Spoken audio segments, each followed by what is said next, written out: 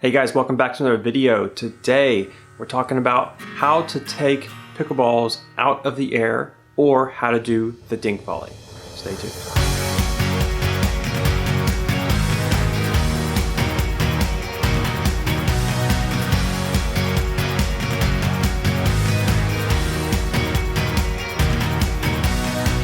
Okay, so I have quite a bit to explain here, so I'm going to get right into it. There are three general things that you need to understand when it comes to hitting balls out of the air or doing this sort of dink volley kind of thing. The first one is physics. Now, I understand that a lot of people are very afraid of taking balls out of the air. I get it. It's kind of nerve-wracking. It's really close to the net. It's really easy to pop up the ball, and I get that. Like, I used to be really scared of it too. But when you start to understand physics and you start to sort of trust the physics, it will make that a lot easier. Now, I am no physicist. However, I do know a couple of things about how the ball impacts the paddle, especially when it comes to these kinds of shots that you can take out of the air. And the thing is the general rule is hard ball in, hard ball out. That's basically how it works. The faster the ball's going when it hits your paddle, the faster it's going to come off. That's just how it works. And so it really makes sense why a lot of people are scared to take balls out of the air, because it's so easy to pop the ball up because it's heading right at you, right? The thing about just your general dinking game is that the ball is bouncing already. So if someone dinks a ball at you, it bounces in the middle of the kitchen and it pops up. You just lightly hit the ball back over like you usually would. But the thing is that when the ball bounces, it's lost some of its speed. And when it's coming up, it's fighting against gravity. So that by the time the ball has met your paddle, there's really not that much speed on it. And therefore, when it hits your paddle, you have to really hit the ball over to get it to your opponent. Whereas if a ball is coming over that's heading directly at you, okay, or sort of at your knees around that area, the ball hasn't bounced. It's heading straight at you, straight into your paddle, and therefore it's going to explode off the paddle much more violently, you could almost say. This is why people pop up the ball all the time at the net, because they don't understand the difference between these two scenarios. Okay, so that's the first thing to understand is physics. Hard ball in, hard ball out. When you're taking balls out of the air, you have to understand that you can't hit the ball very hard. In fact, you really don't have to hit the ball hard at all. All you have to do is just put your paddle out there and just give it a light little nudge.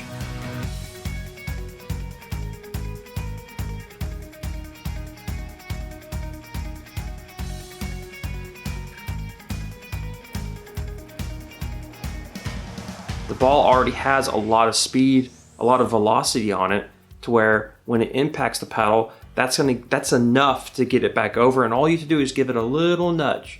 And also that nudge can help you sort of control the direction as well. So if you start to understand physics behind this stuff, and you start to trust the physics, it will make you much more likely to take balls out of the air and to be more confident at the net. Okay, the second thing is the ready position. Now, some people teach it differently when it comes to how you have your paddle up in front of you. We always want to have our paddles out in front.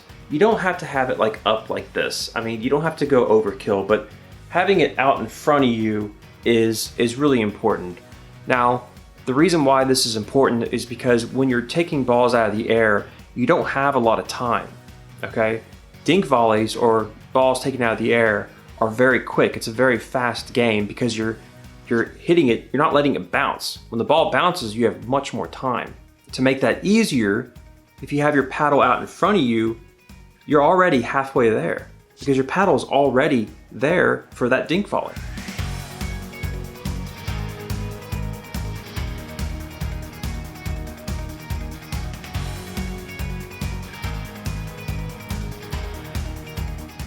That's why people teach it this way. That's why it's important to have your paddle out in front of you. Again, you don't necessarily have to have it up like this, right? But having it out in front of you is really, really important. At least don't have it down by your side. That's just not going to help. And that will also increase your chances of popping up the ball if your paddle's down by your side, because then you're rushing to get to that dink volley. And when you're rushing to get it, you're just gonna pop it up anyway. The other thing about the ready position is that you also want to rotate your trunk depending on where the ball is. So look, check out this clip right here. Notice how my trunk is rotated towards my opponent. Okay, so we're cross-court dinking. You see how I'm rotated this way? The reason why I'm doing that is because it's so much easier to hit the ball out in front of me and to take it out of the air if my whole trunk is facing my opponent. Now, you can bring or in this case, your left foot back a little bit. That's totally fine if you want to do that, or if you want to sort of point your feet towards your opponent, you can do that. Personally, I don't. What's important is your trunk rotation, so your shoulders, your chest, and your paddle are all pointing at your opponent when it comes to cross-court dinking. Now, the third point here is a little bit more of a mental thing, and that is to think forward, okay? Dink volleys, taking balls out of the air, is not a defensive thing, it's an offensive thing.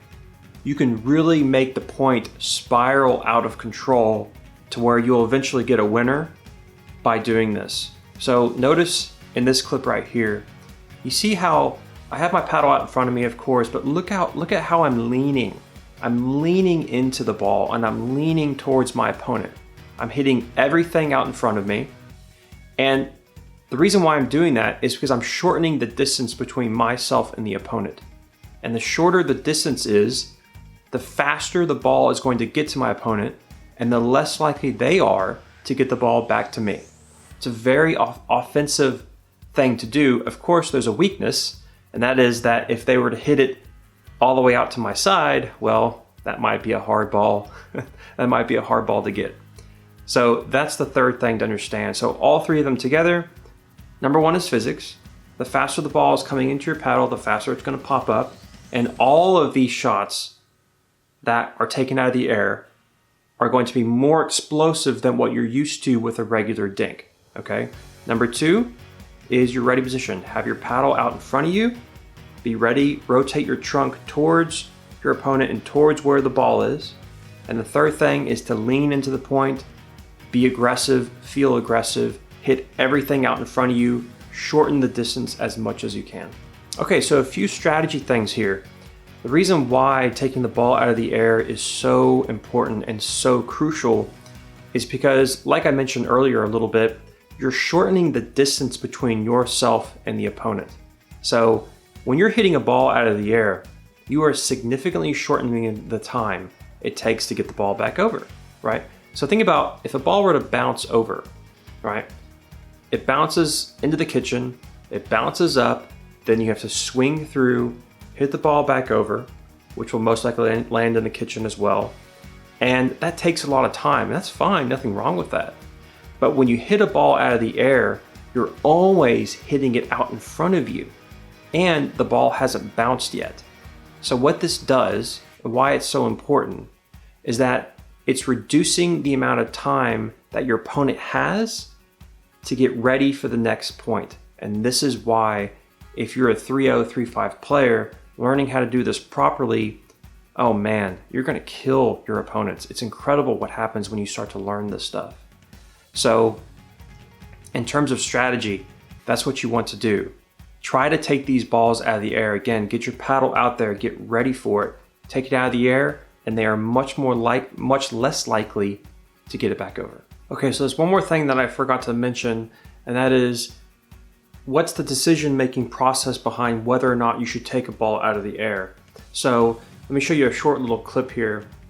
What you'll notice with a couple of these shots is that I'm doing all the things I've talked about. I'm leaning in, I'm getting my paddle out in front of me, but as you'll see, I kind of hesitate with my paddle. And that's because when the ball's coming over, I decide in the middle of the shot that I can't take that ball out of the air. It's too short, and thus I back up with my paddle and let it bounce. This is really important. You have two chances to get the ball when it's coming over. One, when it's in the air, and then the other time when it bounces. Now, taking the ball out of the air is one of the best options because, again, it's the most aggressive, and it's the kind of shot that your opponent is less likely to be ready for. So That's always the best choice. However, it's also the most difficult. So if your instincts are telling you to not take it out of the air because you think it's too short or you're not gonna be able to get it, then let it bounce, right? It's this whole mantra that I have, live to dink another day. If you can't get it, let it bounce, give yourself that second chance, give yourself that mulligan, let it bounce, and then lightly dink it back over. Okay guys, I hope that was helpful. I highly encourage you to start to practice these dink volleys. Remember, the most important thing is the physics. You don't have to hit the ball very hard when it comes to dink volleys. I hope you guys enjoyed it. Let me know what you think. Leave a comment down below. I'd love to hear what you think. If you want to see more, pickleballkitchen.com. Lots of stuff on there. And as usual, I'll see you guys next time.